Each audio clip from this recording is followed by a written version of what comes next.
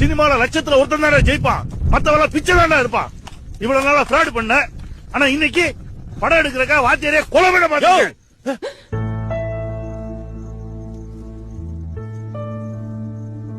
கொலைகாரன்ற நான் கொலை பண்ணத பாத்தியா நீ? ஆமையா நான் ஃப்ராடு தான். எதனால? உன்னாலயும் முட்டாள்தனமான கண்டிப்புனாலையும். சின்ன வயசுல கதற ஸ்கூல்ல கொண்டு போய் விட்ட, இப்ப வரைக்கும் படிப்புன்னு கதற விட்டுட்டு தானே இருக்க. காய்ச்சல்னாலும் கொண்டு போய் ஸ்கூல்ல விடுவேன், ஃபெயில் ஆனா மொட்டை அடிப்பேன். நீ சூடு வச்சிருந்தா கூட ஆறி இருக்குயா.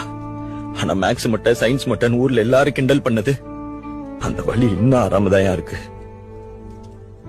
சைக்கிள்ல கீழே விழுந்தா ஓடி வந்து முதல்ல சைக்கிளை தூக்குவேன். சைக்கிள் மேல வச்சிருந்த பாஸ்ல 1% என் மேல வச்சிருந்திருக்கியா? நல்ல வேலை உனக்கு இன்னொரு குழந்தை பிறக்கல. பிறந்திருந்தா அதையும் டார்ச்சர் பண்ணியே கொன்றுப்பேன். நானும் அவன் இன்ஜினியரிங் சேர்க்க சொன்னேன், அது வேணாம் தானே நான் கையை உடைச்சுக்கிட்டேன். அப்போ அது விட்டியா நீ? உடைஞ்ச கையோட எக்ஸாம் எழுத வச்சு.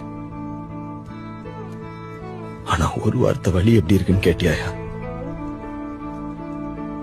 வீட்டுல உன் டார்ச்சர்ல இருந்து தப்பிக்கிறதுக்கு தான் என் ஹாஸ்டலுக்கே போய் சேர்ந்தேன். அங்க சோறு வாயில வைக்க முடியாது.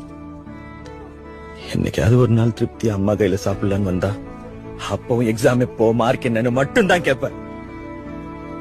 சாப்பிட்டியாடான்னு ஒரு வார்த்தை கேட்டிருக்கியா?